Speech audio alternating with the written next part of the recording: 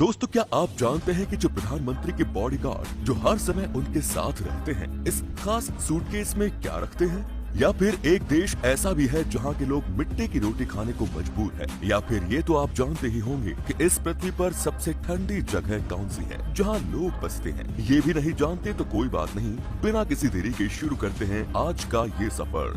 Fact number 1।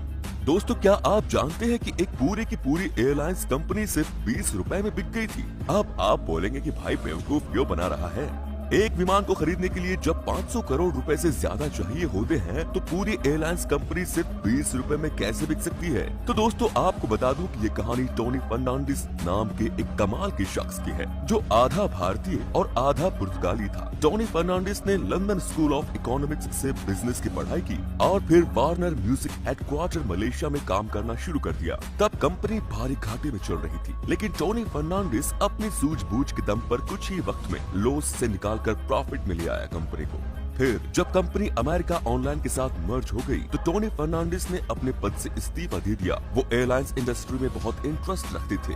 यही कारण था कि उन्होंने साल 2001 में मलेशिया में प्लेन लाइसेंस के लिए अप्लाई किया, लेकिन उन्हें लाइसेंस नहीं मिला क्योंकि उनके पास एयरलाइंस कंपनी चलाने लायक पैसे नहीं थे। उस समय मलेशिया के प्राइम मिनिस्टर डॉक्टर माताहिर मोहम्मद ये सब करीब से देख रहे थे। टोनी फर्नांडिस ने जिस तरह वार्नर म्यूजिक जैसी कंपनी को नुकसान से बचाया था, वे बेहद खुश थे। उन्होंने टोनी फर्नांडिस से मुलाकात की और उन्हें समझाया कि एक नई एयरलाइंस कंपनी शुरू करने के लिए लाइसेंस की जरूरत पड़ती है, लेकिन एयरलाइन कंपनी जो पहले से ही कारोबार में उसे खरीदने के लिए लाइसेंस की जरूरत नहीं पड़ती, क्योंकि उस कंपनी के पास पहले से ही लाइसेंस होता है।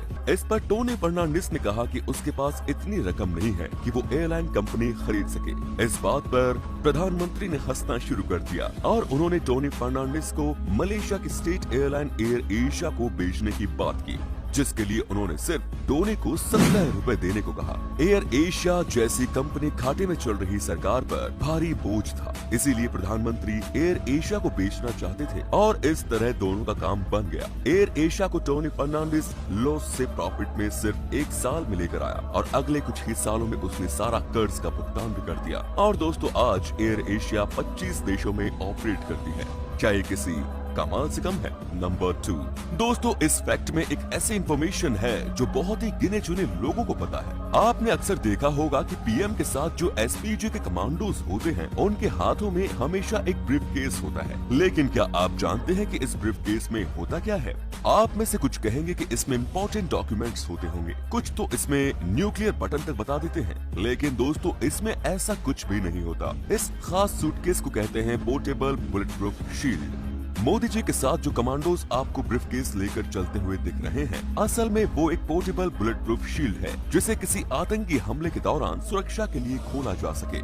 इसको नीचे की तरफ झटका देने से ये पूरी तरह से खुल जाता है और कमांडोज शील्ड से प्रधानमंत्री को सुरक्षित रखने के लिए एक घेरा बना लेते हैं। इस केस के छोटे कंपार्टमेंट में एक पिस्टल भी रखी होती है।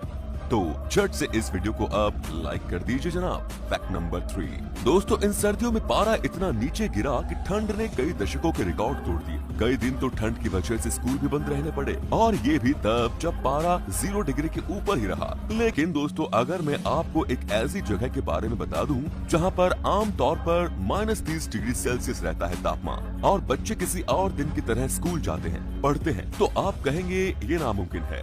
लेकिन दोस्तों, रूस के साइबेरिया में ओमियाकोन नाम का एक छोटा सा गांव है, जहां लगभग 500 लोग रहते हैं। यहाँ सर्दियों में तापमान -60 डिग्री सेल्सियस तक गिर जाता है। जी हाँ, और -40 डिग्री सेल्सियस में भी यहाँ बच्चे स्कूल जाते हैं।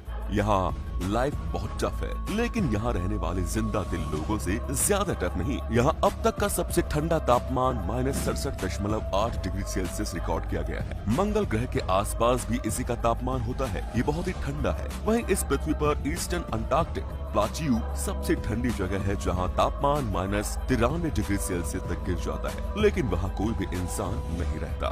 Fact number 4। दोस्तों, कॉफी हमारे कल्चर का हिस्सा नहीं रही, इसीलिए जायज है कि हम इसके बारे में कम ही जानते हैं।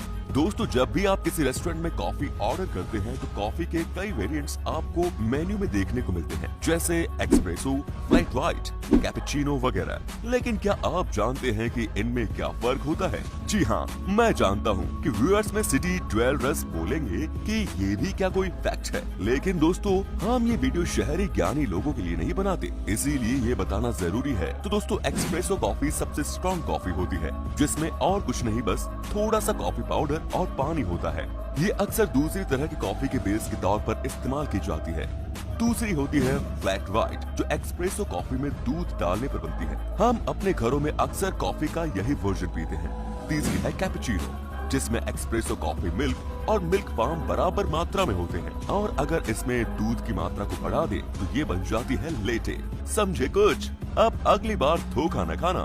Fact number 5। दोस्तों कॉफी तो समझ गए, क्या कभी आपने मिट्टी की रोटी के बारे में सुना है? नहीं ना, क्योंकि आप तो सुबह उठते ही बेड टी, फिर हेल्दी ब्रेकफास्ट और डिनर जो मिल जाता है। जहां एक तरफ खाने को लेकर हमारी ख्वाहिशें कम होने का नाम नहीं लेती, वहीं दुनिया में एक ऐसा भी देश है जहां के गरीब लोग पेट भरने के लिए मिट्टी खाने को मजबूर हैं। दोस्तों आपको बता दें कि हैती की एक करेबियाई देश है जहां के लोग अपना पेट भरने के लिए मिट्टी बड़े चाव से खाते हैं। वो कहते हैं ना कि पेट भरने के लिए लोग कुछ भी करने के लिए तैयार है। यहाँ यही देखने को मिलता है। यहाँ लोग इतने गरीब हैं कि यहाँ लोगों के पास अनाज खरीदने के लिए भी पैसे नहीं हैं। इसीलिए हैती के ये लोग पहाड़ी मिट्टी को खुद के लिए वरदान समझते हैं। वो पहाड़ी मिट्टी में पानी व वनस्पति तेल मिलाकर एक लेप तैयार करते हैं और फिर उसे रोटी का आकार देकर धूप में सुखाकर उससे अपनी व अपने बच्चों की भूख को शांत करते हैं। ये नजारा अच्छे को रुला दे दोस्तों।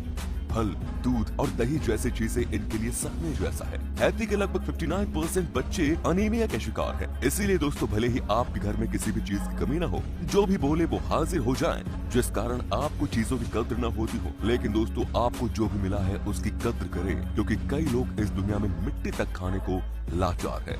खुद को कम खुशकिस्मत न समझे दोस्तों। Fact number 6। दोस्तों क्या आप जानते हैं कि लैम्बोर्गिनी, हाँ वही सुपर कूल गाड़ी जो पंजाबी गानों की शान है, हमेशा से सुपर कार नहीं बनाती थी, लेकिन एक जिद के चलते उसने इस कार बिजनेस की शुरुआत की। दरअसल फेरुचियो लैम्बोर्गिनी एक अंगूर उगाने वाले किसान परिवार से थे, लेकिन खेती बाड़ी उनका पैशन नहीं था। उन्हें मैकेनिक की भी समझ थी। उन्हें लगा कि इन गाड़ियों में रेस के लिए कुछ बदलाव करने होंगे। रेस के दौरान अपनी फरारी से आने वाले शोर और रोड पर रफ होने को लेकर उन्होंने कुछ सुझाव फरारी को बताए। फरारी तब लग्जरी सुपरकार मार्केट का बादशाह था। उसने एक मामूली ट्रैक्टर मैकेनिक की बातों को नजरअंदाज कर दिया। इसे लैम्बोर्गिनी बहुत आहत हुए और उन्होंने अपनी हॉबी को पैशन बनाने की ठान ली। उन्होंने अपनी टाइप की लग्जरी कार पर काम करना शुरू कर दिया और सिर्फ 4 महीनों में फेरुचियो लैम्बोर्गिनी ने अपनी पहली car Lamborghini 350 GTV Turin motor show में लॉन्च की। इसके बाद जो हुआ वो इतिहास बन गया। Fact number 7। दोस्तों बीमार होने पर हम अक्सर अपने पास की केमिस्ट शॉप पर जाते हैं और एंटीबायोटिक दवाइयाँ लेते हैं। केमिस्ट भी ज्यादा कुछ पूछे ये दवाइयाँ हमें बेच देते हैं, लेकिन क्या आप जानते हैं कि इनमें से कुछ दवाइयों को डॉक्टर की सलाह के बिना बेचना गैर कानूनी है, और इन दवाइयों को बिना डॉक्टरी सलाह के खाने से हमें नुकसान भी हो सकता है। लेकिन हम ये नॉर्मली कैसे पहचान सकते हैं कि ये दवाइयाँ हमें डॉक्टर की सलाह के बिना नहीं खानी चाहिए? तो दोस्तों मैं आपको बता दूं कि अगर आप एंटीबायोटिक दवाई के पत्ते पर ये RX का निशान या फिर एक सीधी रेड लाइन देखते हैं तो उसका मतलब यही होता है कि इसको बिना किसी डॉक्टर की सलाह के नहीं बेचा जा सकता और न ही उसे डॉक्टर की सलाह लिए बिना खाया जाना चाहिए। वहीं आम दवाइयाँ जैसे पैरासीटामोल के पत्ते पर आपको ऐसी लाल लाइन देखने को नहीं मिलेगी, जिसका मतलब है कि उन्हें डॉक्टर की सलाह के बिना भी इस्तेमाल किया जा सकता है। तो इन चीजों का ध्यान रखें और खुद डॉक्टर न बने दोस्तों, क्योंकि पूरी दुनिया में हर साल 7,000 से 10,000 लोग सिर्फ गलत दवाइयों के चलते अपनी जान खो देते हैं। बाकी आपकी मर्जी। नंबर 8। दोस्तों आप किस साबुन से नहाते हैं? आपने लाइफ बॉय, लक्स, डिटोल या फिर एक्सोटिक परफ्यूम साबुन भी देखे होंगे और इस्तेमाल भी किए होंगे। सबसे महंगा साबुन है, यकीनन आपने इसे पहले कभी नहीं देखा होगा। दरअसल इस साबुन के एक बार की कीमत 1,80,000 रुपए है। अरे घबराइए नहीं, क्योंकि जितना होश उड़ा देने वाली इसकी कीमत है उससे कई ज्यादा खास इसके इंग्रेडिएंट्स हैं। जी हाँ, इस साबुन में डायमंड और गोल्ड पाउडर मिक्स का इस्तेमाल होता है। इनके अलावा हनी और ऑलिव ऑयल भी इसको बनाने में लगा होता है और इसे दुनिया के कई अमीर लोग इस्तेमाल भी करते हैं। इस साबुन को लेबनान का एक परिवार बनाता है और रिपोर्ट्स की माने तो कतर की रानी भी इसी सोप का इस्तेमाल करती है। ये परिवार करीब 100 सालों से ये साबुन बना रहा है। इसके अलावा इस परिवार का ये भी दावा है कि इस तरह का साबुन इस दुनिया में कोई और नहीं बना सकता। इस साबुन के खरीदार दुनिया भर में हैं जो स्पेशल ऑर्डर पर इन्हें बनाते हैं। तो दोस्तों, आप भी देखना चाहेंगे कि 2 लाख के साबुन से नहाने पर कैसा लगता है? नीचे कमेंट में जरूर बताएं कि आप इसके बारे में क्या कहते हैं। Fact number 9। दोस्तों, कुत्ते इंसान के सबसे वफादार आपने कई बार सुनी होगी, लेकिन 2011 में इंडोनेशिया के एक डॉग ऑनर को उसी के साथ कुत्तों ने मार दिया। जो हुआ उसे सुनकर आपके रोंगटे खड़े हो जाएंगे। हुआ क्या कि एंड्री लुम्बोगा नाम का एक व्यक्ति अपने 7 कुत्तों को अपने ही घर में बांधकर छुट्टियां मनाने चला गया। 2 हफ्तों की छुट्टियों के बाद आंद्रे लौट आया, लेकिन पड़ोसियों को तब कुछ अजीब लगा जब कई दिनों तक आंद्रे के बैग उसके घर के सामने ही पड़े रहे। दरअसल उसके कुत्ते भूख प्यास से बेचैन हो चुके थे और आंद्रे के आते ही वो उस पर टूट पड़े। आंद्रे का सर घर के किचन में मिला और बाकी का शरीर घर के आगे वाले हिस्से में। निश्चित है भूख से तड़प रहे कुत्तों ने अपने ही मालिक को खा लिया। यही नहीं, आंद्रे के 2 कुत्तों की हड्डियां भी पुलिस को वहाँ मिली, जिनको भी जिंदा भूखे कुत्तों ने खाया। ये दिल दहला देने वाला था, लेकिन अपने पालतू जानवरों का ख्याल रखना मालिक की जिम्मेदारी होती है। तो अपने पालतू जानवरों का ख्याल रखें दोस्तों, और आवारा या जंगली जानवरों के प्रति उदारता दिखाएं, क्योंकि यही कुछ फीलिंग्स हमें इंसान बनाती है। तो आज हम इंसानों ने क्या कुछ नया सीखा? अगर हाँ, वीडियो को लाइक और शेयर करना ना भूलें। धन्यवाद।